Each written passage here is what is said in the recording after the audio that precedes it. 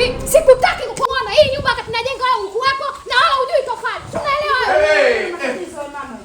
Unanifukuza, mimi sinakupa kodi. Kodi ndo nini? Kodi ndo nini? Kodi ndo nini? Sasa unaniambiaje au unanipangia hata mtu alipa kodi unanipangia? Yaani niishi unapotaka wewe. Nisikize kwa mama mwenye nyumba. Nisikize nikwambie mume wangu. Mimi ndo maana nyumba nilikuwa nataka mtu aje hapa, mtu ambaye ameolewa.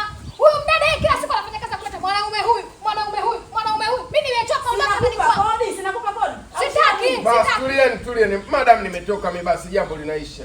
Wewe unamfukuzaje huyu? Hivi kweli unamfukuza mtu kama huyu mstaarabu namna hii kweli? Mtu mstaarabu hivi. Huyu ana matatizo gani katika kosa lake? Kosa lake lipi? Umeondoka umeenda shamba wewe. Huyu kakaa hapa kakava kila kitu. Unabadili sasa wewe. Yaani kuhusu usafi na mambo mengine ambayo uvivu wa kutia unyonge. Huyu mbona hana tabia mbaya huyu? Alafu baba ananifukuza kama mbwa, anidai kodi. Nikikuchukulia sheria ya kuvunja, maana unanifukuza na maana unavunja mkataba ambao ulivyonipangisha utegemea nini? Ukujua kama mimi sijaolewa. Hivi wewe unataka kushtakiwa na Jamhuri ya Muungano au Jamhuri ya Kiwewe? Ongea na mke wako sipendi. Huyu anataka atafute. Sasa wewe kama umezoea nani utashtakiwa na Jamhuri ya Muungano au Jamhuri Kiwewe? Sasa tutachagua watu wawili, ushtakiwe na Jamhuri ya Muungano au Jamhuri Kiwewe. Ingia ndani. Huyu ana makosa gani huyu? Mwangalie tu alipokuwa mstaarabu, wewe mwangalie. Ana ubaya gani huyu?